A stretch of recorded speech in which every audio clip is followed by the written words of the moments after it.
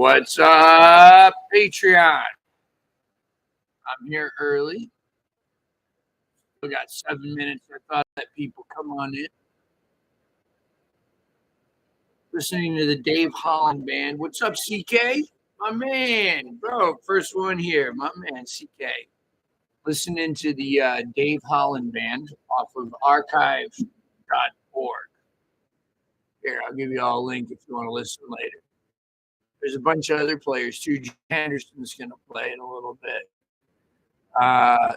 Forget what year this is from. I can't go back without stuff.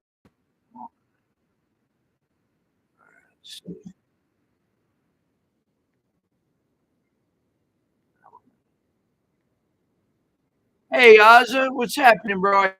I don't know if you had a chance. I read your email and I wrote back, and I sent you my phone number if you ever want to talk. That was a touching email. Hey, Bob, what's happening? Hold on, I'm pulling up Patreon right now so I can look at the questions. We have, we're going to go like an hour, right? Maybe a little longer. But I got a big teaching day today, so I don't want to kill myself.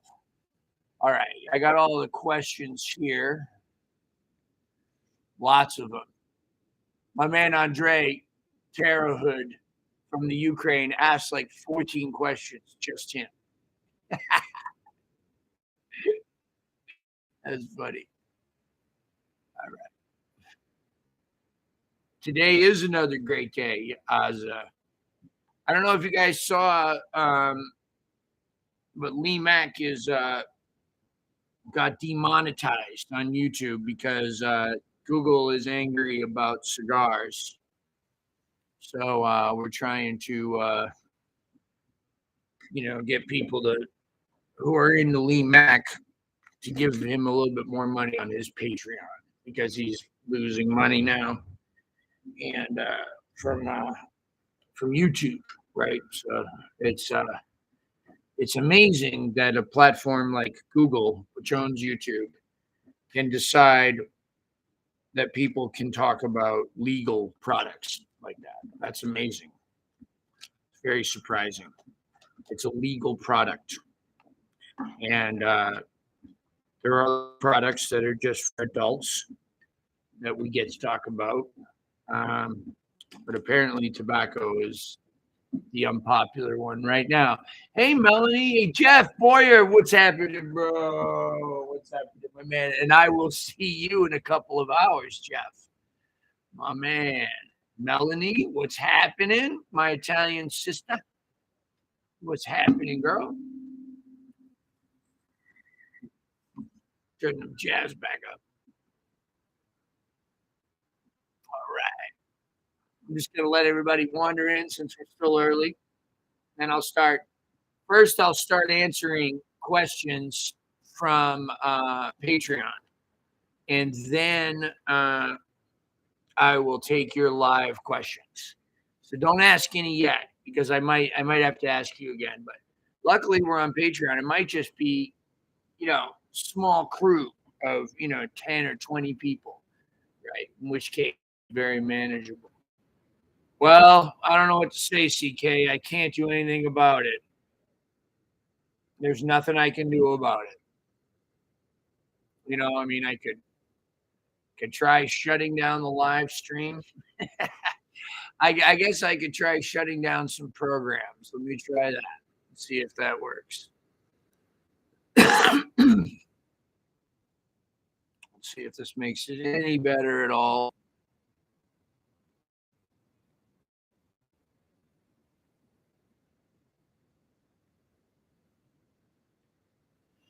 All right. No, I haven't had any problems with my internet. No, I have none. So I don't know what the deal is. We don't have the TV. The TV's not on, so it should be pretty good. I just closed some other programs. We'll see if that works. But really, there's nothing I can do. I guess the important thing is just you can hear me. So that's the important thing. Yeah, I don't know what you're doing, CK. I really don't. But there's not much I can do. Right? It's out of my hands. That's this broadcast. Well, okay. Yeah, I mean, we're one of these days we're gonna get some OBS software, okay? Or I'm gonna try to figure. A couple of you guys have helped me try to help me do that, and I just can't figure it out. I really need somebody to come over here and install it. And I've asked my friends to do that that can do that, and they're like, yeah, maybe someday or whatever. All right. Anyway. All right. It's almost noon. We got 1 minute left. Happy Monday, Jay. Hope you and the rest of the chat is doing well. Thank you, Benny. Benny Bostrom. That's a good name. That sounds kind of like a jazz name, Benny Bostrom. Right. Hey, Gary. Great GH in the house. So yeah, that's what I was telling you about in the Patreon vlog video that there's some footage from New York that Gary or Snarkus here, and that's the name of the YouTube channel, Snarkus. So that if you go to YouTube and you search my name and Snarkus, or if you just search Snarkus Gary or whatever, you should find his channel. That's funny, CK. Maybe we'll do that someday for real. Oh, thanks, Gary. I didn't see that. Hey, what's up, Mal? What's it about? Midnight? Where you at, bro? Midnight? So anyway, a few people complained about the blurry image. Nothing I can do. You know, I could try turning off the jazz. That's to be the last thing. I've turned off every other program. You know, we'll see. I mean, I could try. Let me get the mic a little closer to me. There we go. Does that sound any better, guys? Right there? I think. All right, yeah. All right. Yeah. Andre Taro. Yo, bro, I got a million questions from you. Let's just do it. Let's get started. All right. Here we go. So let's start. Okay, so the first question was, let me go to, I'm on the thread here. Let's just go right back. Was there a particular song or album that made you realize you wanted to be a harmonica player? If so, what was it? So yeah, actually there was. Okay, can we just stop talking about the connection? Because there's nothing I can do about it, right? There's nothing I can do about it, right? Let's just stop talking about that, all right? All right. Otherwise, we can just stop. We can stop the whole thing right now and wait for a better connection. All right. All right. Yeah, the song was Big Walter Horton playing the song Trouble in Mind. It's off of an Alligator Records anniversary release. The record, that's the single was put on that. The record was off of an album called Big Walter Horton with Carrie Bell, Lurie Bell's father. And it was that song that made me realize not only that I loved harmonica and wanted to do it, but that I loved this music. That was the first time. So anyway, that was the number, that one, right? And then there were many, many more that followed after it, but that was the one that started. All right. I'd love a quick breakdown tab of the riff from Third Rock from the Sun. All right, let's do it. All right, so let me pause the jazz. All right, so it's going to sound a little funky here. So the bass line.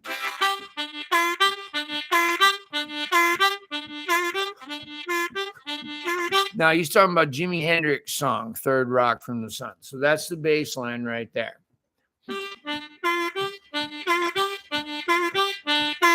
So 2 draw, 1 draw, 2 double bend, 2 draw. Okay, now the lick that I think Bob is probably looking for is this one.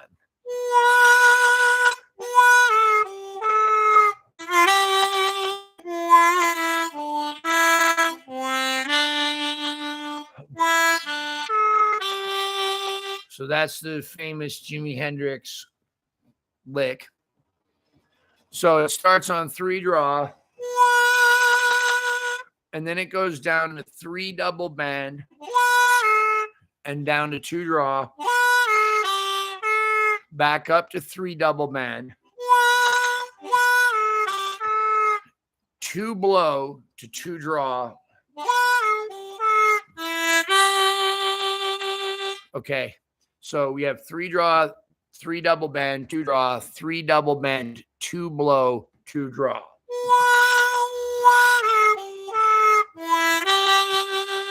And then it goes 2 double bend to 2 blow to 1 draw, back to 2 to 1 blow, and then the 1 draw, and then 1 draw, 2 blow, 2 draw, 3 double bend, 2 draw. Excuse me, 1 draw, 2 blow, 3 double bend, 2 draw. It's all Mixolydian.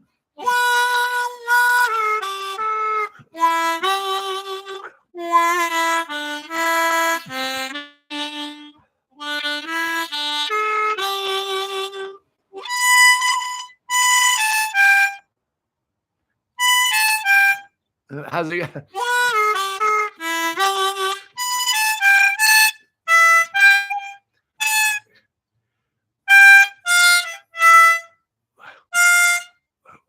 I have to figure it out in the second octave. I should be able to just do that. What's up, everybody? Oh, look at Vestaire in the background making an appearance. Look at there. He's smelling a backpack. It's just like, what's up with that backpack? He's just going to sit there and contemplate that backpack now for a while.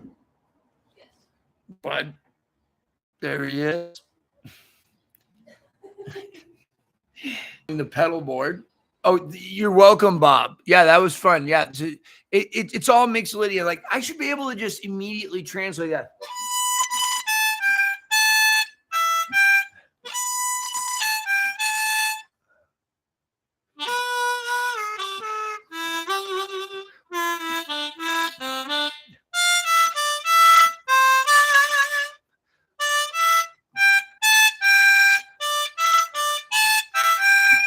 Yeah.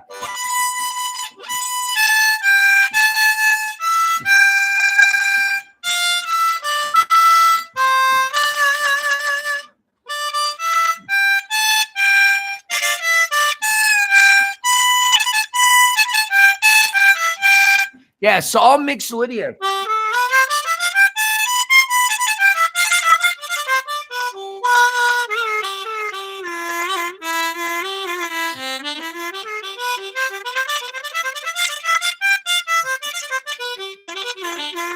So there's like your solo notes too, right? Like, so, and anyway, okay. This is the problem with the Q&As is I just go on. I go on and on. All right. Got a little jazz in the background. Let's go back to the questions. Jason, apologies in advance for my likely absence. Does one ever use flickering or alternating a left tongue block to a regular right tongue block for effect? Yes.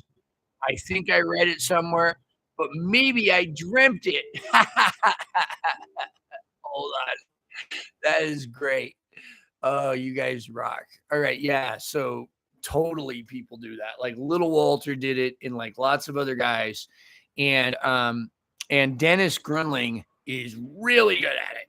So is D Carp and a bunch of other cats, but I am not.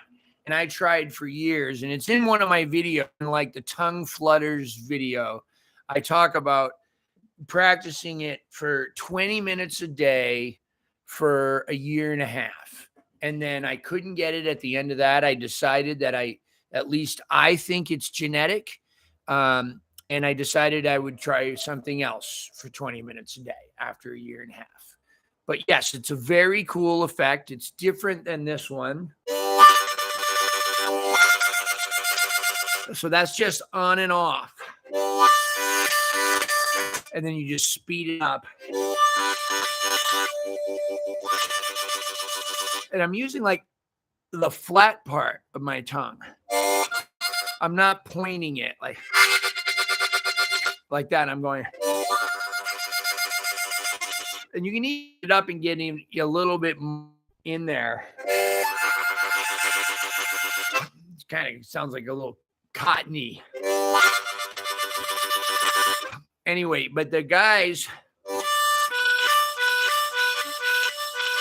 see, there it is. So I'm playing 4 draw. So I'm blocking 1, 2, and 3. And then I'm moving my tongue to block 2, 3, and 4.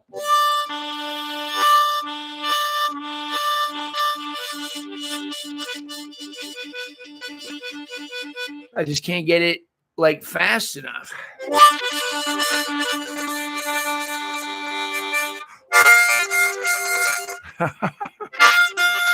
Why? A year and a half. Anyway, I'm not doing it anymore. But yeah, maybe you can do it. See, here's why. The other thing is genetic is I've taught it to students and they did it right away, like the first day, right? Like students, like people that couldn't even try tongue side to side. That's what I'm trying, CK. CK, bro. CK, my man. All right. All right.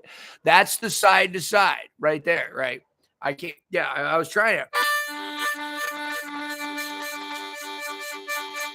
I can't do it. I can do it slow. Right. I don't know. I don't think it has anything to do with the teeth, but maybe, right. I think it has to do with genetics again. But anyway, it's a cool sound. Little Walter does it great. So does Dennis. And Kim, I think Kim does it too. Yeah, post a video later, CK. All right. Next question. Could you talk about relaxing the face, jaw, and lips while you play? I find this difficult, especially while bending and overblowing. Also, when I play fast, I tend to tighten my pucker and come off the harmonica a bit more. Is this good or bad? Thoughts? Last one. How to get a better tone on bent notes straight without bending down to them. Okay. Mine are airy and muffled. Konstantin Reinfeld seems to have mastered this. His 3-hole step bend sounds like an unbent note timbre-wise. Okay, cool. Yeah. So let's break that down one part at a time. So you do have to make conscious mental notes to constantly making important to relax every part of your body when you play. And this is especially true on the fast stuff. And yes, it is very common to tighten your embouchure, whether it's tongue blocking or lip pursing, when you're playing fast. The temptation is to try to force. It just doesn't work. You need to constantly be telling yourself, relax, calm down. The more of the harmonica that's in my mouth, right? You're going to relax more with more of the harmonica in your mouth.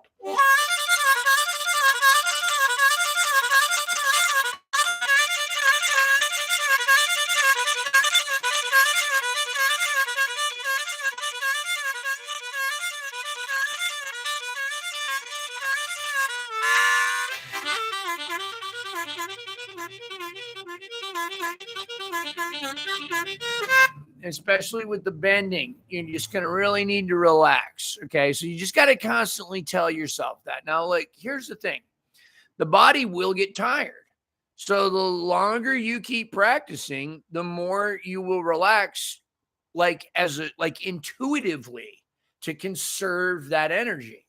So it's not so yes, it does help to think and to tell yourself to relax, but also your body will teach you that because it will get tired of tensing up. And if you're still trying to play the lick, it'll find a way to do it. Okay. And the other thing is slow down and speed up. Okay. This is from S Mad. Okay, last one. How to get a better tone on bend notes played straight. Okay, so like he's like talking about like not bending down, like going straight to a bend note. So I went from one draw straight to two double bend, two draw to three double bend.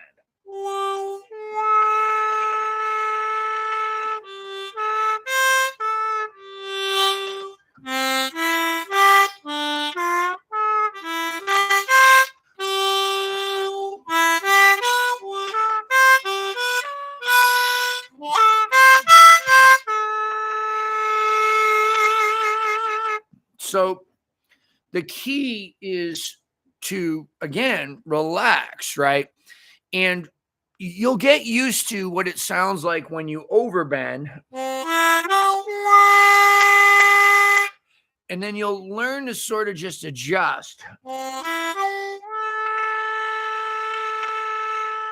Now, I watch my video on the 3 different types of vibrato. When you get to the jaw vibrato,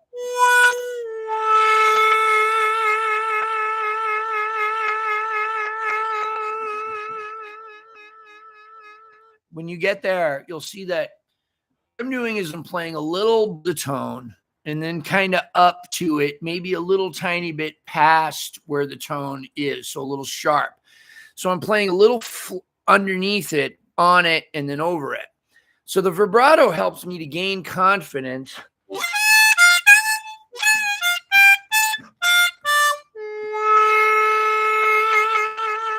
But later taught me where the right pitch is. So by hitting the wrong pitch a little below and a little above and having it actually sound good, I learned where the real pitch is. Where the pitch is. Hi, Catalina. Anybody else new? No? Marique Devon. What's happening, Marique? All right. Go to the next question. Good one. Yes, Constantine is great. E.B. Scott. Yo, Jay. Hope you're well. Could you go over songwriting, specifically lyrics? Does it just come to you and you write it down, or do you have an idea to sit and flesh it out? First of all, EB, thank you for the cool question. And thank you for noticing that I write songs. so many people think I just play harmonica. Like I get emails all the time and comments on my YouTube videos like, oh, I didn't know you could sing. And it's like, well, first of all, I don't know if I can sing or not. But one thing I do know is that I've been singing.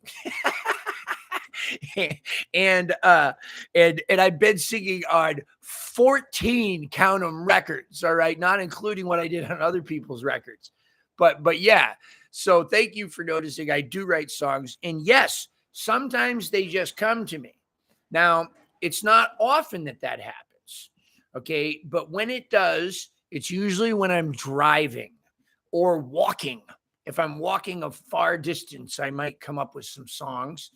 If I'm or a song, if I'm driving and everybody else is asleep and nobody's talking to me and I have the van to myself, my head starts going creatively into cool places. And sometimes I will take a notebook and without even looking, don't worry, I'm not in danger of hitting anybody. I'll keep watching the road and I'll just scribble out the lyrics on my lap. And then later I'll go back and try to decipher them. That's how Broken Toy was written. So, which, by the way, there's a video of that going up today that Kate shot and edited. And I want to say I'm very grateful that Kate is starting to create some content. And I want you to check out her YouTube channel. guys. And when she decides that she's going to get really serious about this YouTube channel and start posting every week, well, then I'm going to start sending you guys over there. But you can go over there right now and see what she has. But she's nice enough to give me a few of her edits, which is humongous considering how much time I have. All right. All right. I can't. Lindsay Mercer, I hate to answer that. I did a patrons only video on the B Radical. All right. I will quickly no, there will never be a resurrection of the B Rat. All right. I will get back to that question. Let me get okay, guys. If you're just joining here, I'm trying to get through the questions first, specifically the 27,000 questions that Tarot Hood already asked, right? He asked 27,000. So we're going to answer about 14,000 of Tarot's. Andre, that's his real name. We're going to answer about 14,000 of his, and then here we go. Hey, YouTube. This is from Tarot Hood. Andre. Hey, Jason, YouTube. I have a cool question. Do you manage to mix and add? Oh, wait. Back to the E.B. Scott thing. Sorry. So the other songs I do work on. I do sit there and slave, right? It may take me a week to come up with everything. Sometimes I write the music first and I put lyrics. Sometimes I write first and I put music. Sometimes I write the lyrics and then I find somebody who can write the music for me. Or I hear a groove 5 years later and I go, oh my God. And I look through my notebook and I go, yeah, that's it. That'll fit. And I start trying to sing it. All right. Hold those thoughts, guys. Hold those thoughts. Let's see. All right. Insta title says composer. What's that mean, bro?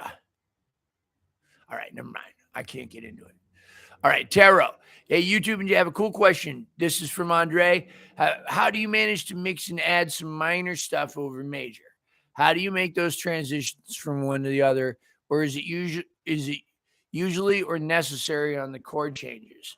So that should the trend be smooth from neighboring note tones or from notes that are in both in major and minor scale, root 5, 5th, root 3rd, 5th. Okay, so all right. So Tarot, Andre, I don't really look at it as playing minor over major. I look at it as occasionally putting in a flat third, a third that has. When we're in major music, we generally don't refer to a flatted third as a minor third because that terminology is reserved for music, meaning it's a third that has to be in order for it to be minor. In other words, and all you have to do, like say, for example, in second position, and I went over this a little bit in my last Patreon video, all you have to do to play in a minor key in second position is make sure 3 draw is bent a half step. So there's a minor triad, 2 draw, 3 half step bend, 4 draw. Here's a major triad. So you can play the whole chord. You can't do that because you on minor. You can in third position. Okay, but anyway, I'm digressing. I'm sorry, I'm trying not to look at the questions. So anyway, yes. So I just think of it as dark and light. So say I'm playing blues.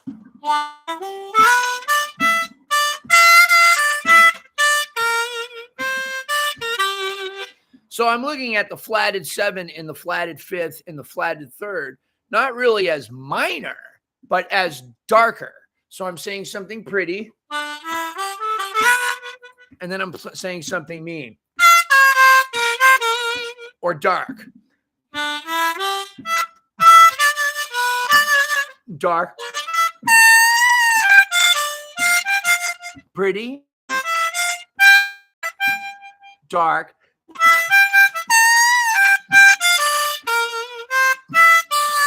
pretty, dark, pretty.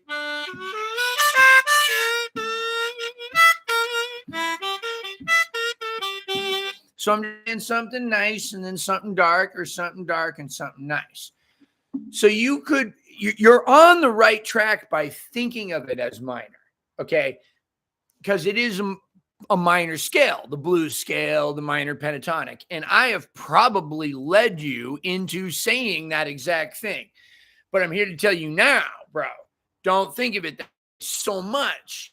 It's just, hey, look, here's a little darkness, here's a little light, here's some blue notes. Now, to answer your question about chord changes, yes, some of those blue notes are going to take on different meanings when the chord changes.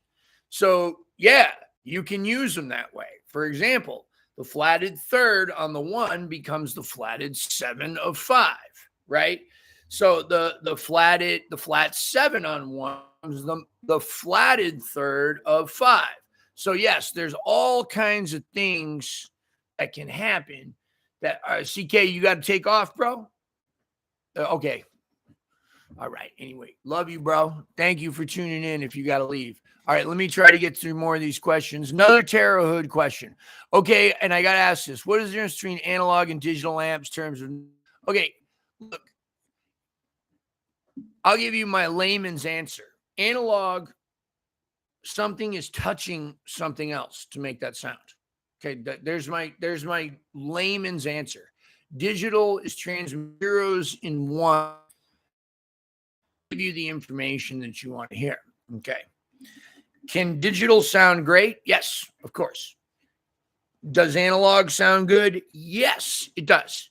Sometimes digital is better and sometimes analog is better. It depends on what it's for and what the effect is.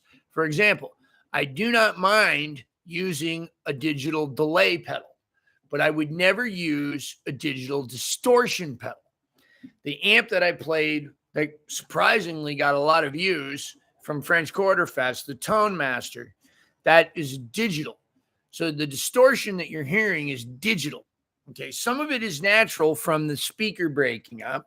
Okay, but most of the sound of that amp is digital. That means zeros and ones are being computed.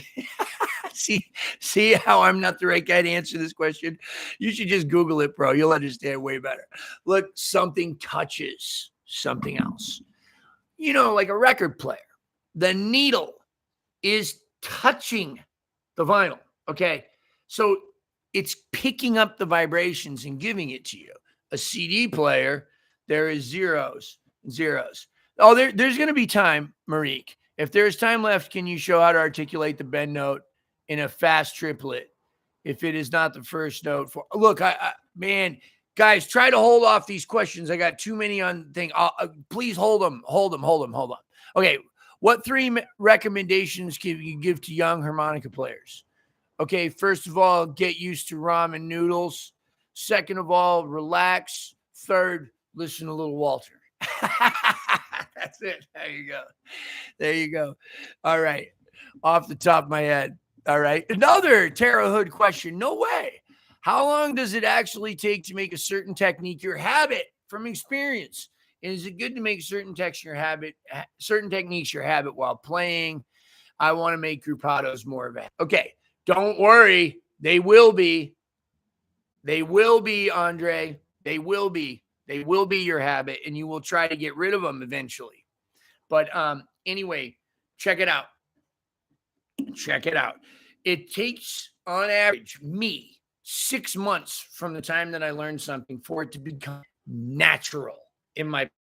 Now, if I work hard and shed it, I may even be able to get it into the gig tonight, but it won't feel or maybe even sound natural to the audience. Okay. So it takes a while for it to start to become part of my vocabulary. So what do I mean by that? I mean that I can change it, alter it, play with it, swing it, rush it, drag it, play it on time, block it, second octave, first octave, rearrange it, improvise with said idea. Now, the more you practice, the faster it will make. It takes me about 6 months. And from what I hear other musicians say, that's about average. Okay. Let's see. Next question. Guy Carpenter. A good practice technique for getting your bends within the note is in the lower register, spot on assist and faster playing where required. My brain keep up with your ease of speed. Thanks, bro. Bob Coenders. Hi, Jason. I'm in NOLA right now, 25th of April. Is there any chance to see you play this week? Oh, man. I just got done a gig at the French Quarter Fest. I don't think I have any other gigs this week. I'll let you know. Heart blowing chick with glasses. I think that's our girl, Amy Rister. Hey, Jason, pertaining to style, somebody playing like somebody else to become successful is a more valid reason than to play like somebody else out of love for their style. Huh. I used to get told all the time that I have to sound like Charlie McCoy in order to be successful as a country harmonica player and not to sound like Terry McMillan. If I want to get hired as a session player, but I love the latter style more than the former. These people who say that are either blues players or don't have any of their playing online. Okay, well, first of all, yeah, get used to that, Amy. A lot of people like to talk that don't have any videos up there. So that's normal. I've been dealing with that for years. People saying, "Oh, you play too many notes," or that doesn't sound good. And it's like, hey, show me how it's done, bro. Just show me how it's done. Yeah, then you never hear back from them anymore. So don't worry, Amy. Right? The peanut gallery is real. All right. Now, look. Here's the thing. I think. Go ahead. Look. I don't know how many people try to sound like somebody else to get famous on harmonica, right? You think playing like somebody else successful, right? I don't know. Like I don't think success and harmonica even go together in the same sentence. Maybe successful harmonica player is pretty low on the totem pole of okay, look, I in all seriousness, let me try to answer your question. Let me close this door here. All right. That should quiet it down a little. All right. In all seriousness, I think that, yes, there are probably some people that I don't know if they do it to become successful, but this is the established style, whether that be Charlie McCoy or Little Walter, and they say, okay, this is what good harmonica is. They do genuinely like it, and they fear that anything that is not that, whether it's part of themselves or maybe another player, maybe isn't good. Okay, so that's a very human thing to do. We like to celebrate things and decide that this is good, and then does Charlie Parker is good, and then everything after that is sort of relative, right? Little Jimi Hendrix, Little Walter, whatever it is, right? So yeah, this guy is the best, right? That whole thing, and that's not how art works. And obviously, Amy, you know that, and you are more interested in Terry than in Charlie McCoy. Now, we've been over this a million times, and so has other people with you. And it's okay. I don't mind. I like talking about it, and I like talking to you. I think that if the more you study Terry, the more you're going to go, oh, holy cats, I kind of like this Charlie McCoy guy too. As soon as you stop listening to the people that tell you that you have to learn Charlie McCoy, you might just fall in love with Charlie McCoy. People used to tell me that I had to tongue block single notes, and so I didn't. And then one day I started tongue blocking single notes just to prove to them that I could do it. And then I ended up falling in love with it. I think that might happen to you, Amy. I think that you very well may end up falling in love with Charlie McCoy, because I'm pretty sure that Terry McMillan would tell you there wouldn't be a Terry without a Charlie. All right. So, but anyway, all of that is up to you. The main thing is don't focus on the peanut gallery of what people say. Just do your own thing. Like you said, keep posting your videos, right? And keep going. You're getting better and better and better, and you play with a ton of heart, and I'm proud of you, and thank you for being here. All right, let's see. Next question. My 3-draw. Oh my God, we're almost done. Thank you. Now I can actually interact with you. My 3-draw was stuck on my Marine Man Deluxe. Once I unstuck it with a toothpick, I found it was not in tune anymore. Using that 3-draw is almost a half step bend now. Is the gap too big? Do I need to sand it or clean it or just buy? You can probably tune it, Jeff. So you just go on YouTube and check out videos on how to tune harmonicas. Sorry. And if not, look, we can talk about that more in our lesson later today. Raleigh O'Neill, hey bro, Ricci, long time. So I have some massive life change. Haven't practiced more than noodling for months. That happens, bro, with the exception of Black Betty. Since too blue to practice blues. Also comes June, I'll have been at it a year. Congratulations. I know things are harder to learn as you age, and I shouldn't try to compare myself, but I do feel like I've progressed as much as I should be by now. What is a good general outline of progress? Like where after a year, try to catch the live stream, but can't wait. Maybe you need to answer just asking these questions. Are getting me? Must be Ricci. All right, bro. Raleigh. Okay, so it's totally subjective. I know that's not the answer you want, but the more you practice, the better you're going to get. Now, I have seen older folks progress just as fast as young folks, right? It really has to do with time. And also it has to do with focusing on one thing and not getting too carried away with everything. You know, I've been trying to talk to you guys a lot about these free Fridays, and I love that they're every week, but that doesn't mean that you have to digest a new thing every week. Now, maybe you can handle a new vamp and a new lick every week, right? That's why I've been doing more of that lately, right? But some of these larger concepts, arpeggiating, solos, scales, scale techniques, some of those things you need to be spending years on, okay? And more important than years is minutes. 5 minutes every other day, 5 minutes every day, 10 minutes every other day, 15 minutes every 3 days, that kind of thing. That's how it works. All right. Now, let me get back to the questions on the thing. Listen, Patreon, thank you for being here. I love you guys. Let me put some jazz back on. All right. And thanks for being patient while the questions off of the post on Patreon. And again, let me apologize for the blurry image today. I don't know why that's happening. All right. I'm going to go back now. If I missed any questions, please just be patient with me, please. And just ask it again in the bottom as we go. All right. Melanie might have to go. Okay.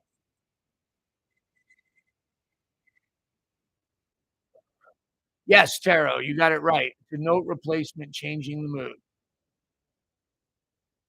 Okay, Marique, if there is any time left, can you show how to articulate the bend note in a fast triplet if it is not the first note? Like four draw, bend, three draw. I just can't do it no matter how hard I try. Okay, Marie, I hope this helps. So I have a thing on articulation, a video on that, but I'm just hitting with a tuss sound.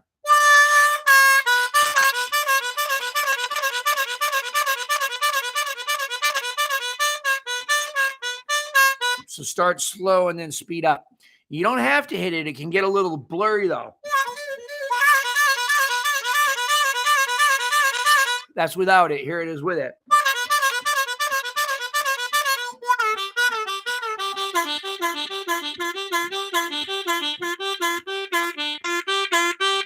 So my tongue is right behind the roof of my two front teeth.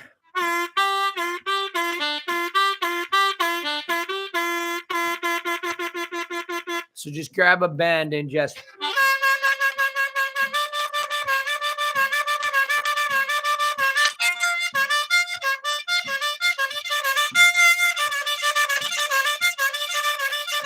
I'm sure the sound isn't too good, but anyway, yeah, that's it. Tuss sound. Go slow, speed up. I hope that helps.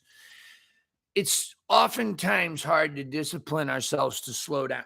I know it is for me. I try to learn things that I don't know at tempos faster than they're really even at. I think subconsciously I'm trying to rush through. I'm trying to be done. I'm trying to gain that sense of accomplishment within myself before I do the work for it. Also, let me also say some techniques come easier to other people, and some ones you have to work for. There are some things I just couldn't get for a long time, and then I got later. And then, like you saw with the tongue switching things, there are some things I just never, ever could get. Now, one of the beautiful things is this is what makes us all different and all beautiful. And sometimes, yes, I've fallen in love with things that other people do. And as somebody that was in love with it, I wanted to do it so badly, but I couldn't. And that's just the cards that I was dealt. Doesn't mean I'm not going to try. All right. I'm going to try. I'm going to give it my best. I'm going to try to believe that I can do it, that all things are possible. And, but when I reach that level of frustration, I stop, right? I push it a little past frustrated, and then I stop, and then I put it on the back burner, and I come back to it later. So don't let the instrument or one element of the instrument, one thing, like upset you, because I've done that and it's not productive. Okay, let's see. Keeping going. Hey, thank you. Let's see. Doodles and Little Walter. Haza, yeah. Jason, you have a minor pentatonic lick. This is from Chad Walker. What's up, Chad? You have a minor pentatonic lick that I've heard you use to start phrases often, almost like a signature lick. I don't know what it is. You mean this one?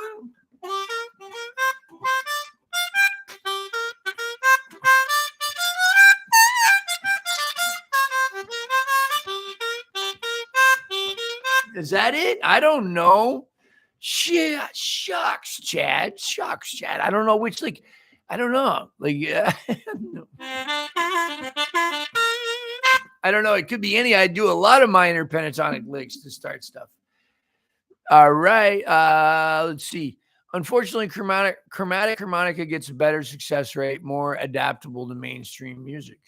I don't know. I don't know about that, CK. I think a diatonic makes it into more movies than chromatic, but I don't know. Maybe I'm wrong.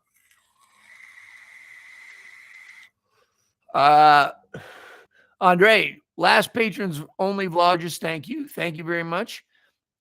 John in the UK, am I right to assume that when playing in second position on a C harp and bending the 3 draw, we are playing in the key of G minor? Okay. So if the chords are in G minor, you're in G minor. But just because you're bending it doesn't mean that it's in G minor. Now, you can say the chords in my head were in G minor, so I'm playing in G minor. Now, if you're always bending the 3 down, I think it's safe to say you're playing in G minor. But I could play something that sounds pretty major and just constantly bend the 3.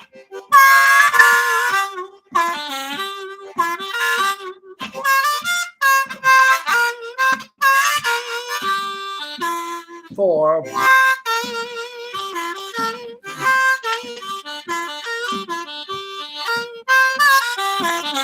So if I had major chords behind me, it would still sound great. It wouldn't really sound minor. It would just sound bluesy. If I had minor chords behind me, it would sound minor and bluesy. So I know it's a tricky question, John, in the UK. I love your question, by the way. I love it. It is safe to you're in G minor. If you want to decide on G minor, you can make it G minor by adding in some really minor stuff.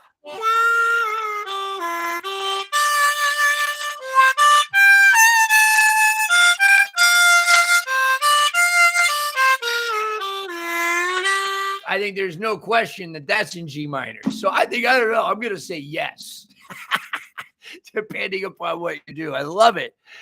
CK, I'm 66 years old and don't stop or slow me. Just keep moving. The bastards won't catch you. That's CK, my man. CK. He's the man. Thanks. Just, Marique, thanks. Just have to slow down at first. Yes, that's all. That's all. Chad Walker, nope. Oh, well, look, I don't know, Chad. You kind of use a rendition of it in your twin reverb tone master. But is it this one?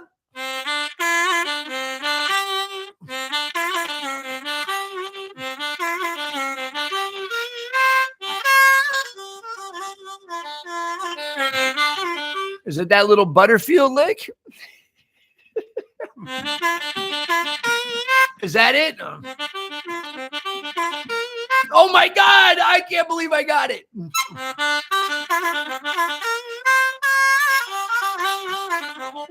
It's Butterfield, a little bit of Pat Ramsey, yeah.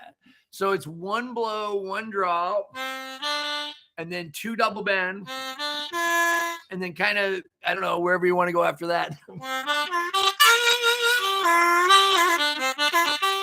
Maybe down to one draw again. Maybe a one draw bend. Down to the one blow. Yeah, go nuts, kids.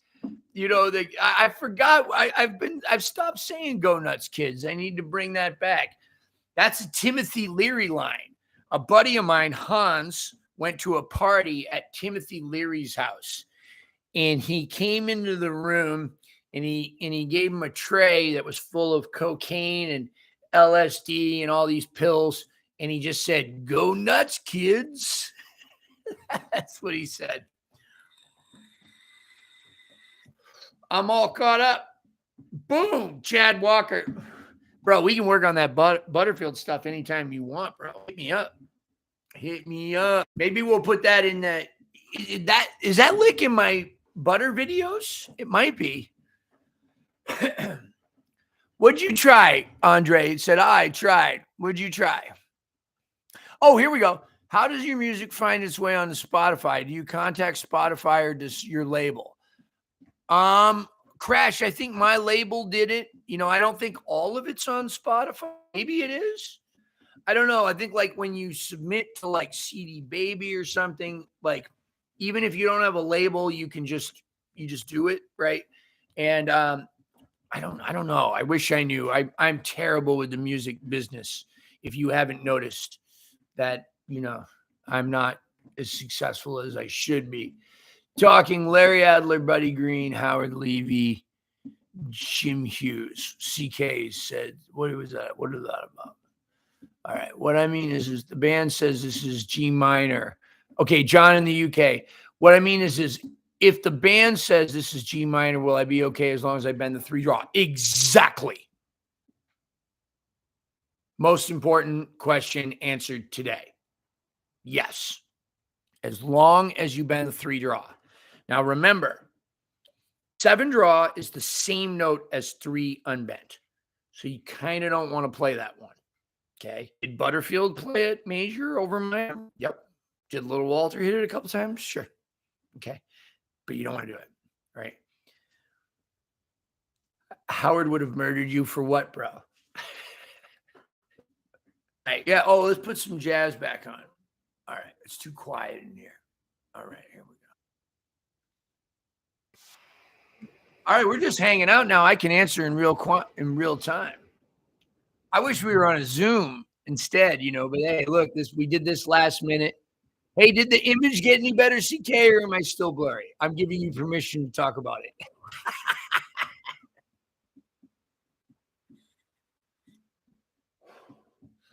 Let's see it. Gigs on the road were good. Did you guys saw that the record company thing? 3 pixels. That's probably not very good. Okay. For example, Autumn Leaves. This is Snarkus, GH. Autumn Leaves seems to be played mostly in 4th, but I've seen some people play it in 3rd. Yep. I've been doing some first position stuff lately and wonder if there's a better position for Linus and Lucy. I used to play Linus and Lucy in cross. I can't see. I don't know if I remember it.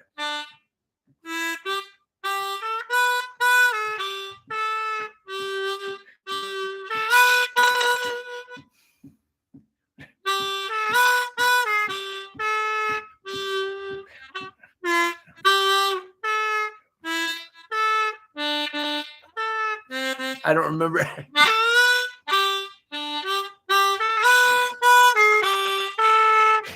I'm sure it laid great in 1st, but does it sound good, GH? Because, you know, in this position in 2nd, I can.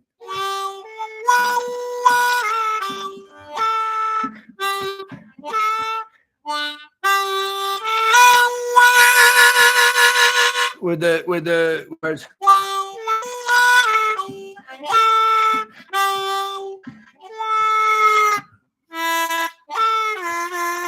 I don't know where does it go after that.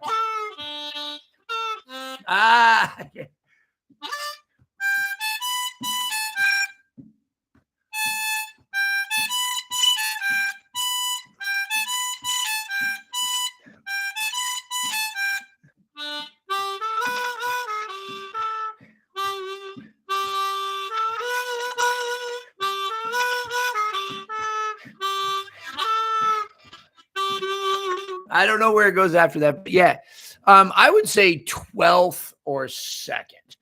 Not a big fan of a lot of melodies position that fall on a blow notes. Did you do it though? Sure. Would it sound fine? Maybe. The question, GH says, the question was, how do you go about deciding what position to play in a given song? So I'm looking for a few things. I'm looking for, generally speaking, where do I not need overblows? And what does it sound like when the guitar players are playing it, or the horn? Are they sliding up to a note? And if they're doing that, then I know that I'm going to need position then first, right? Are they coming underneath the note? And so basically, what position does it sound the best in? So a lot of times I'll learn it in whatever position I can, and then I'll move it to 12th. For example, the song Midnight Blue, when I first heard it and I looked at the chords, the Kenny Burrell song, it's on YouTube. I was like, oh, this is 3rd position all day. There's no reason in the world we didn't play this in 3rd. So I learned it in 3rd, and it sounded good. But then decided to just try it in 2nd. And it's actually harder in 2nd than it is in 3rd, but it sounded better. Okay. There were certain double stops. There were certain things. Like Autumn Leaves. Some people, I play things in 3rd position that are absolutely harder to play in 3rd. The reason I do is they sound, because maybe I can get a flat 5 where I can't get that in 4th position without an overblow. So, it's largely subjective. The question is how do you want it to sound? If you want blues to creep into that, see, for example, if I was playing Linus and Lucy, I might want it to be a little jazzy. So I might put, or a little bluesy.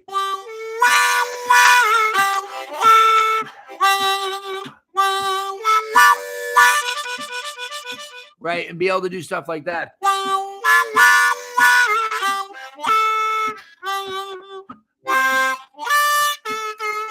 Whatever that last note is. What is that last note anyway? Yeah. Okay, yeah, like there. So Tara just said Billy Joe. Can you tell us the story of the song Ode to Billy Joe?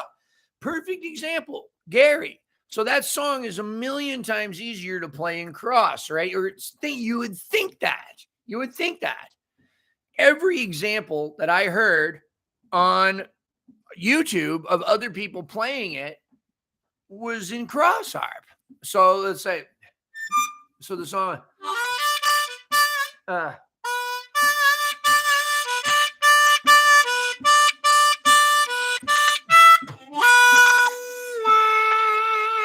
so in order to play that in 2nd, I'll just use the same harp.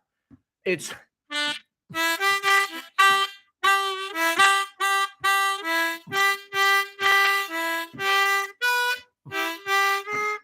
and it goes up to the 6.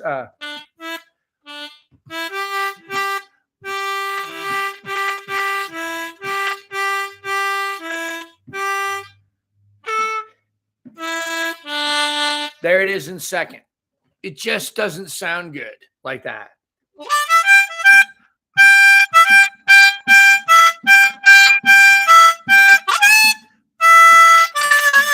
Not bad up there, but down bottom.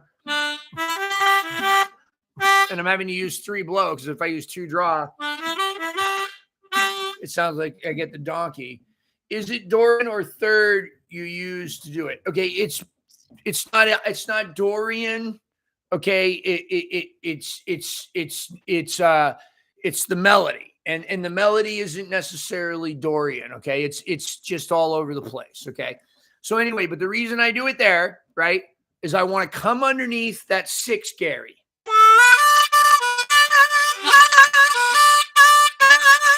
And I like that last note on the draw note instead of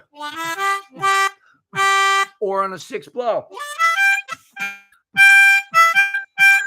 It sounds better like here.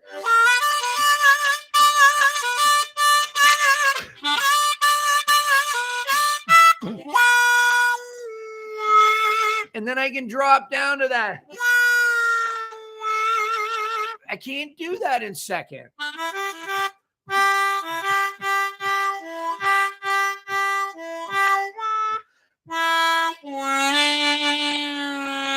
It doesn't sound good. It doesn't. So is it easier to play it in second? Probably. But it doesn't sound good. So I got to learn in another position.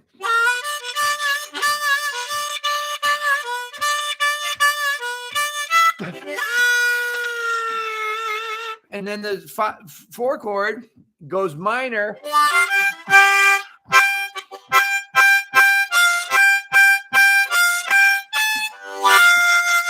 And I have that chord. I have that minor triad. And then back to the 1.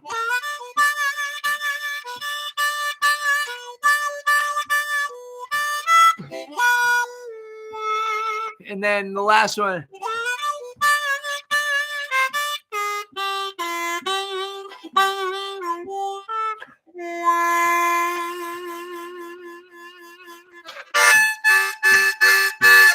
Right? Yeah.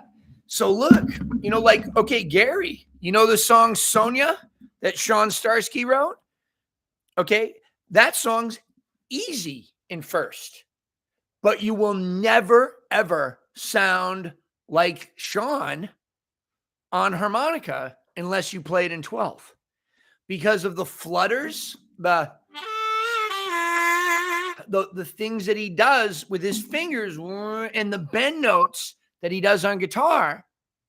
You won't hit them in first, but it's easy. It lays out perfect in first. Perfect. But it doesn't sound good.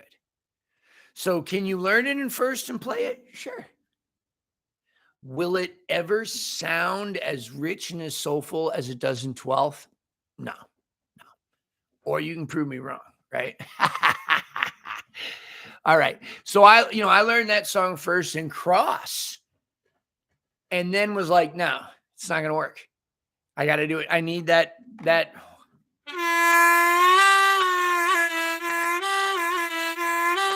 all that stuff that he was doing. All that stuff, right? Anyway, and now bring in Joe Crown. Yeah. I'll never sound like Sean anyway. Oh, well, not if you play it in first, you won't. And and Sean doesn't sound like Sean from 5 years ago, right? It's a good thing. It's a good thing we changed. The question was, how do you go about deciding what position to play? Whatever sounds the best. So it's not what's the easiest. It's not how quickly can I learn it. It's not even how well does it lay out. It's what sounds the best. Like what key harmonica am I using? Is a B flat?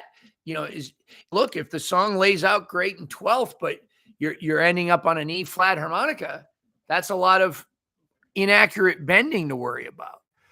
Oh, CK, thank you, bro, for that comment on Albatross. Yeah, someday I should probably record that formally. Thank you very much. I worked very hard on that number to try to get it to sound like the guitar. Yeah. And I needed cross for the chords. I had to buy a low D to play Carol of the Bells in third. Yeah, right. Because the high D, the bends were too difficult. I've never learned Carol of the Bells. But that's pretty awesome that you can play it. I need to learn more songs. Then I could have more to teach. Quick, free Fridays that don't take hours and hours and hours. All right. It's only been an hour. We're coming up. I could have done my lesson with Jeff Boyer at the regular scheduled time period. Now I get some time to break. I'm surprised how many people we got here today. 16, not bad. Everyone needs to join Patreon. Thank you, Jeff. I think so too. But, not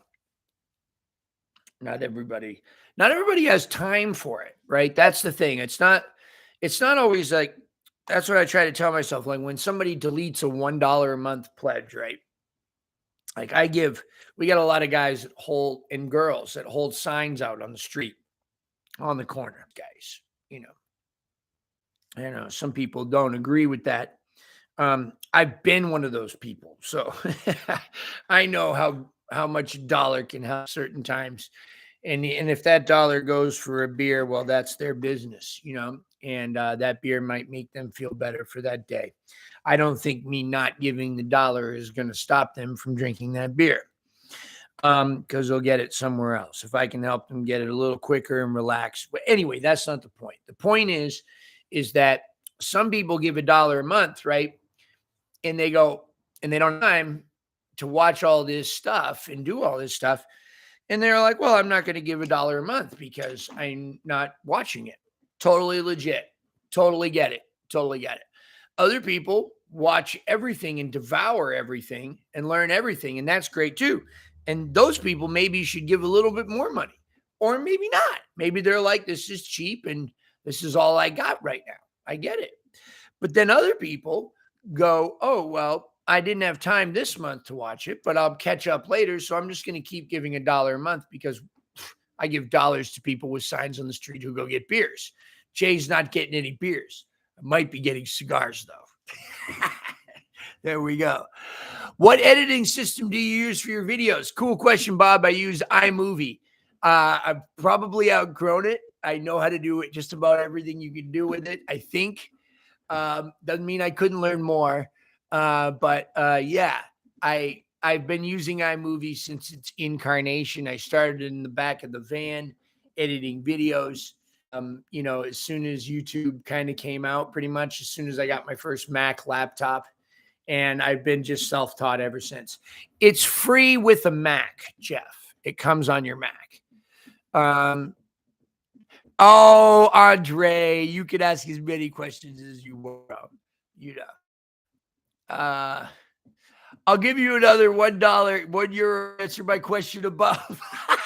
Johnny Nice, did I missed your question?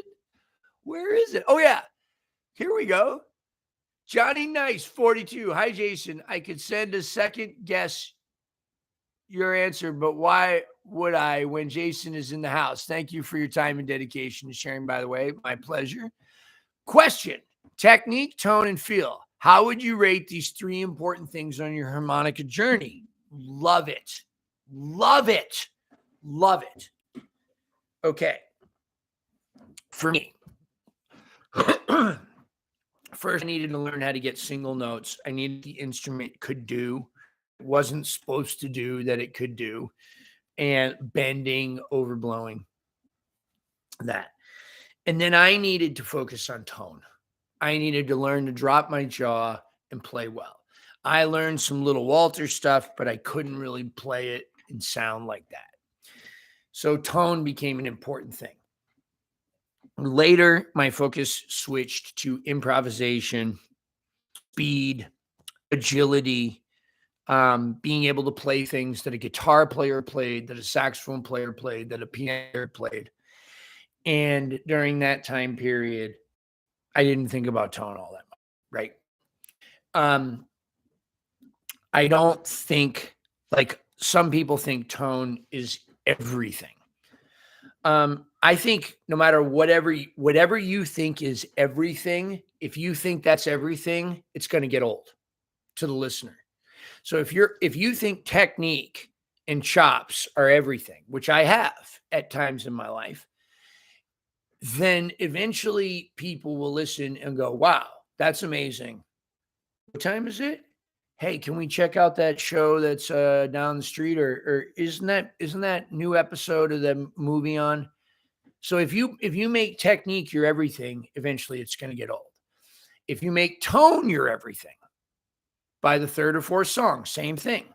You're going to go, hey, that guy sounds great, but isn't that the same kind of licks that he's just been playing like for an hour straight?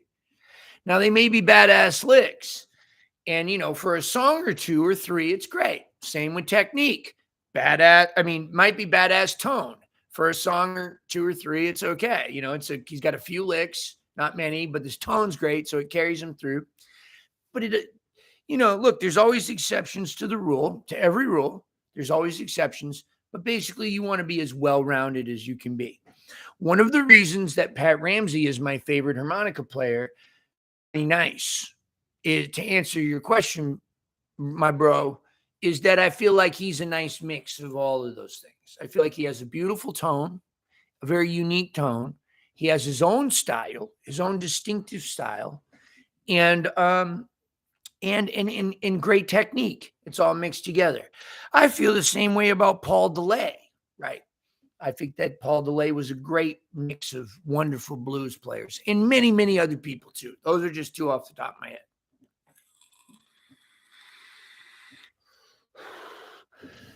Marique, thank you. Said I signed up for Patreon because I want Free Friday to keep going for people who don't have the money to follow lessons.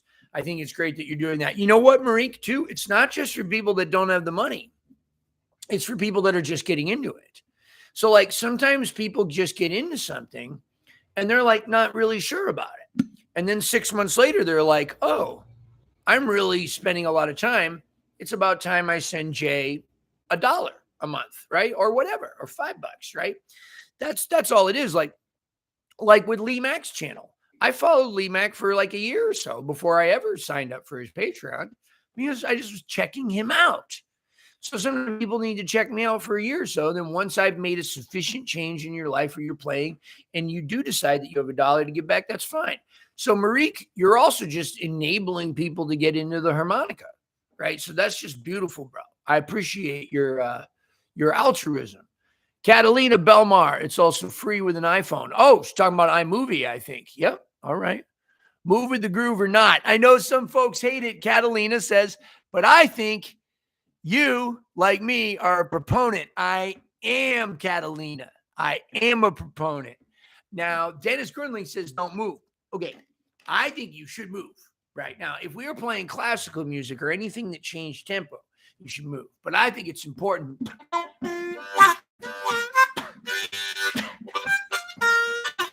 Boom, bop, boom, shot, bop, bop. I like to internalize the beat. Can my internalized beat be wrong? Of course it can. That's the danger. That's why Dennis advised you against it. But I think personally, in this type of music, jazz music, blues music, funk music, rock music, you should be moving, right? Let's see. Tone, ouch, everything else want to learn. I don't know if like Charlie Parker had the greatest saxophone tone, did he? I mean, compared to like, some of the other players, I don't know. Like Johnny Hodges was an alto, right? Wasn't Johnny Hodges alto? Anyway, Paul Desmond, there you go. But who do you like better, right? It's not all about one thing. That's the danger. The danger is when we make any. Now, look, let me tell you something about that. It's okay to make something everything for a little while. As a matter of fact, I encourage extreme obsession. I am obsessed with the scale. I am obsessed with this position. I am obsessed with tone. I encourage that for a time period. And then there should be a new obsession, and then there should be a dialectical melding of the two, ideally. I think that's what happens. Taro, I had a question. Yes, when you were near Pat, did you want to play like his? Yeah, I wanted to play just like Pat. Yeah, I wanted to learn to do that. I think I knew I was going to do something different with it, but I had to learn it note for note first. Same thing with Little Walter. I had to learn it. I think for a long time, I never even thought about like, do I want to me? I wanted to play. I wanted to feel what it felt like to do that pat lick.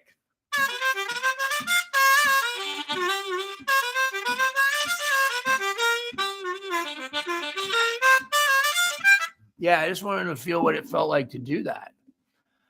I feel you also teach us life lessons too, positivity, motivation, and good ethic. And there's one reason we are here. Thanks, man. If I can impart into positive things, right? That's the thing. Somebody like Gary Hodgson here, he's been through it with me, right? He's been through it with me.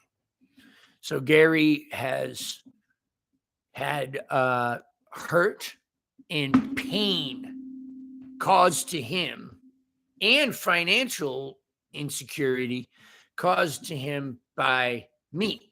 Okay.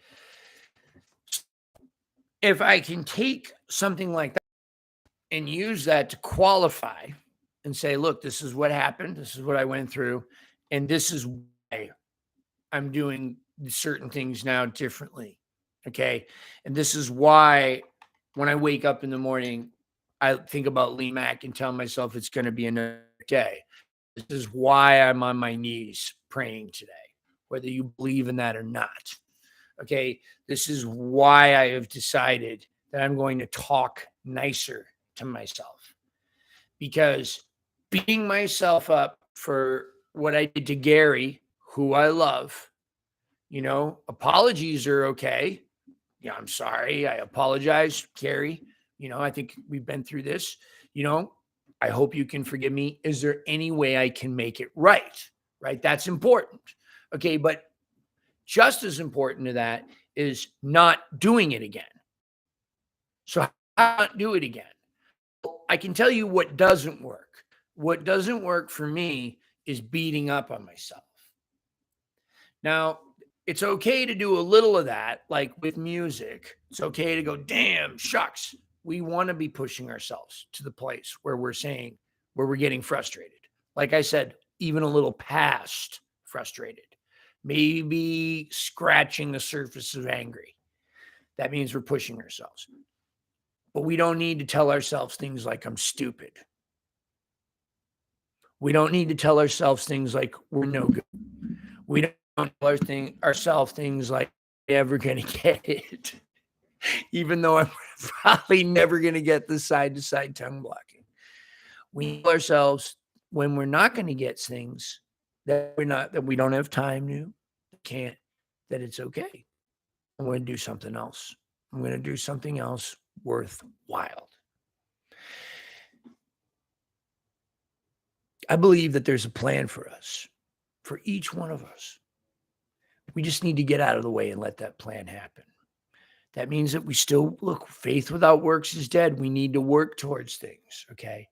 But if something doesn't happen for you or isn't happening for you that you would like to see happen in your life, it's okay to work towards that. But I think sometimes we need to accept that there may be a different plan for us that's even better. I think Taro asked me a question, did I want to be like Pat? I think if I wanted to be like anybody, guys, it was Howard. That's who I wanted to be like the most. Probably still deep down. But here's the thing. I'm not Howard. I wasn't born with the same opportunities in the same place. Like, you're not me. I picked this thing up at 12 years old. I've had one since I was 4. I have spent years and years and years and years studying this. I threw away my life to do this. I didn't go to college. I was living on people's couches, all the country, going from band to band.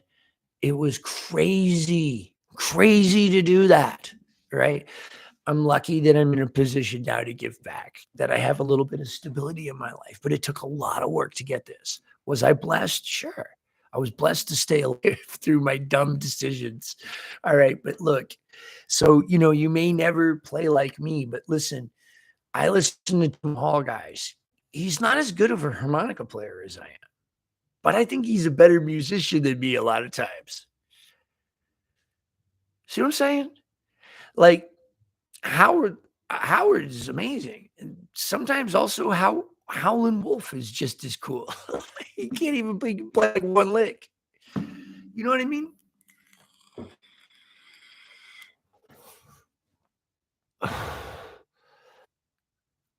Thanks, Tara. Um,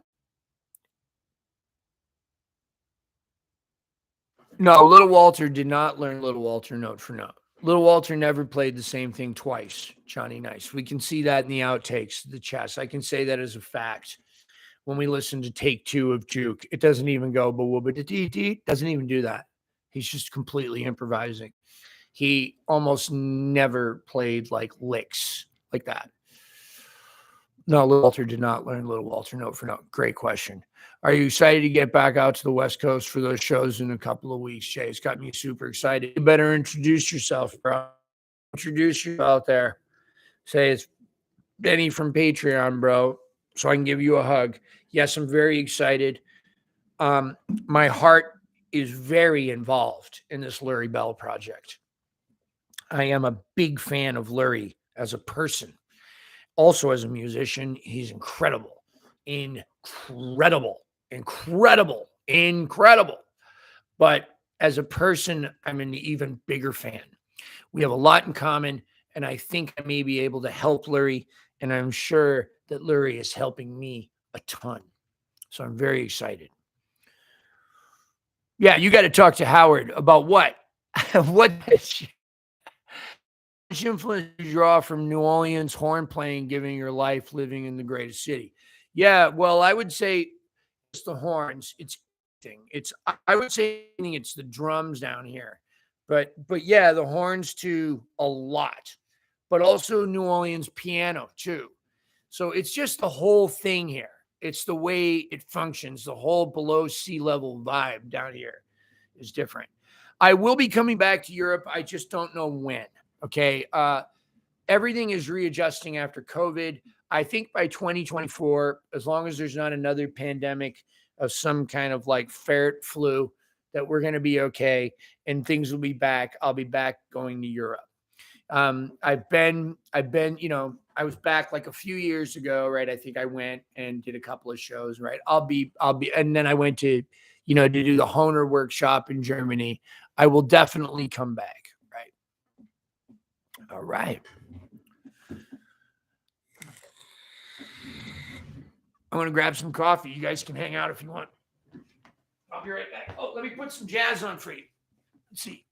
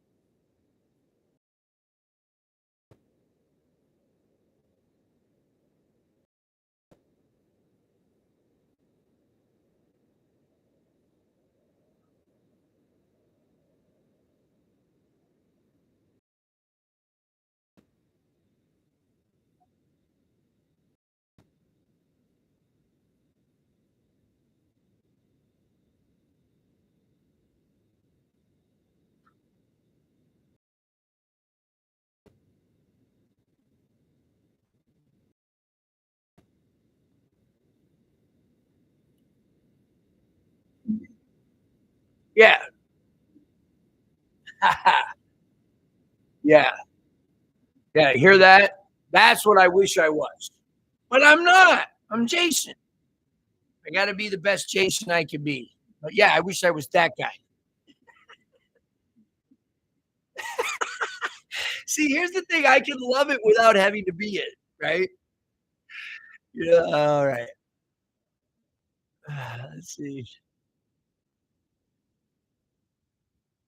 Yeah, Benny Bostrom says, "This reminds me of a chat I had a few weeks ago at a jam. Accepting that everything isn't gonna be perfect always and realizing it's just being present and having a good time goes a long way." Whoa, boy, does it. Goes a lot more than a long way. You know how many times I've had gigs where I was thought that I was perfect, but I was kind of an asshole? As a matter of fact, GH, Gary, let me tell you a little secret about New Blood. Sometimes we were all not having a good time, most of the time, right? And did that translate? Yeah. Yeah. Sometimes it did. I know you loved it, bro, because you loved us, and we love you for that.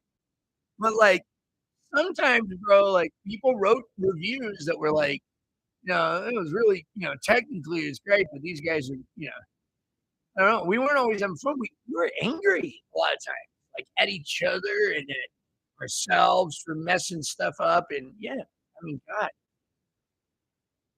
hell yeah, that translates.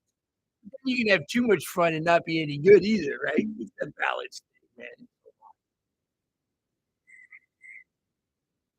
What do you mean no music? Yeah, there's music right there. You don't hear that? You guys can't hear that?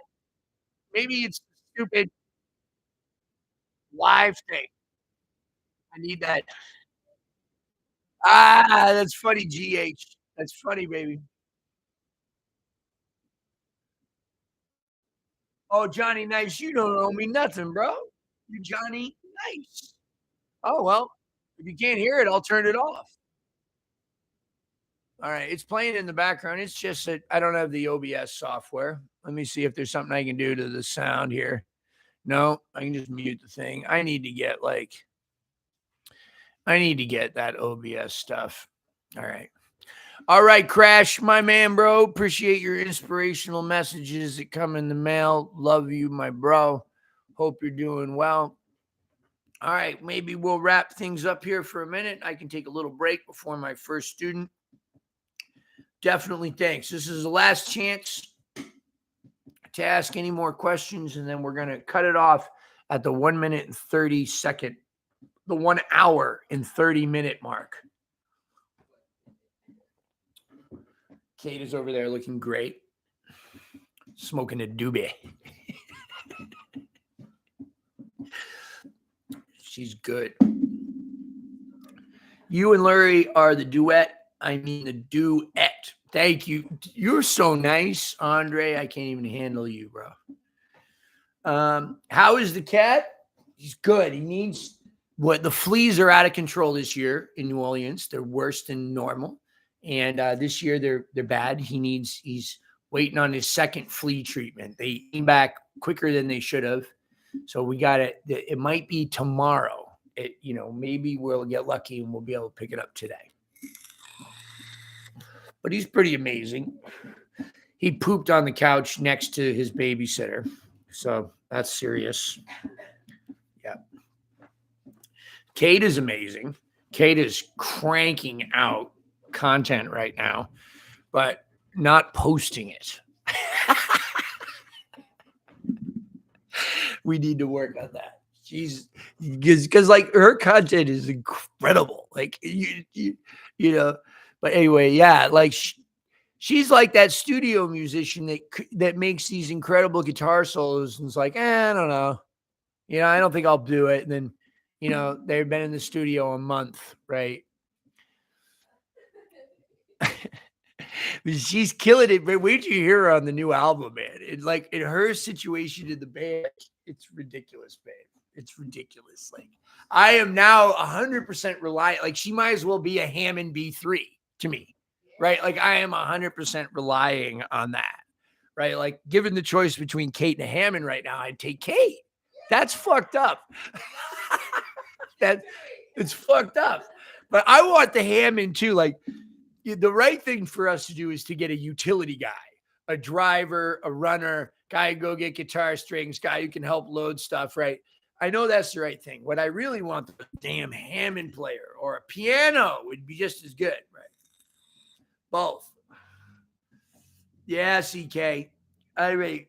Yeah, we'll set up another Zoom pretty soon, guys. I gotta be careful. Like, if you noticed, I've done, aside from the messages here on Patreon, which I intend to get to tomorrow. Okay, I will get through all the messages tomorrow and answer them. Aside from that, I've jumped up my content, right? 2 vlogs this month plus this live, right? And stuff to come just for you guys. And I will be documenting some of the Lurie Bell stuff and shit like that. I won't tell Joe. Thank you, Benny. Don't you tell me either. Thank you, bro. Benny. Man, I love Joe Crown, boy. I love him so much. All right, guys, we're going to wrap it up. We just reached the hour and a half mark. Thank you very, very, very much for tuning in. I'm sorry you couldn't hear the incredible jazz that was in the background. It was amazing.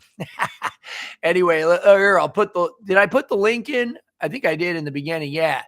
If you go to the very beginning of the chat, which should replay, you can listen to the jazz music that I was listening to in the background. And also explorearchive.org. Gary Hodgson knows a lot about archive.org. There are dozens and dozens and dozens of Jason Ricci and New Blood shows and a couple of Bad Kind shows up there. And there are shows by your favorite artists. There are also speeches that you can hear, poems from Langston Hughes, speeches from John F. Kennedy, Martin Luther King, anybody that you're into. You can go on there. You can even hear Charlie Manson's first album for free, and you can download that stuff. Anyway, yep. All right, that's what's up. All right, love you all so much. Thank you for the support. This is why I'm trying to get back to you guys. Appreciate it. Nobody noticed what happened with Free Friday. I'm not going to tell you until somebody tells me. But I pulled it off. That's all I got to say. All right. I actually did tell one person. I told one person that wasn't Kate. And that person was Mal. All right. Because Mal learns everything. Thank you, little bro. Thank you, Marique. Thank you, everybody. Jeff. Thank you, Benny. Thank you, Say. Thank you, Taro. Johnny Nice. Thank you, Jeff. Thank you, Crash. Thank you, CK. Thank you, Snarkus GH, the great GH. Thank you. Anybody that didn't comment, thank you, Azza. Thank you, Bob Leach. Thank you, Catalina Belmar. Thank you very, very much. Thank you, everybody. All right. John in the UK. Thank you, John in the UK. Thank you, Chad Walker. I think I said Marique. Thank you very much. Everybody, appreciate it. You guys are the great. If I missed anybody else, I'll shout you out somewhere, someday, somehow, somewhere else. Love you all. Take care. Meow, meow.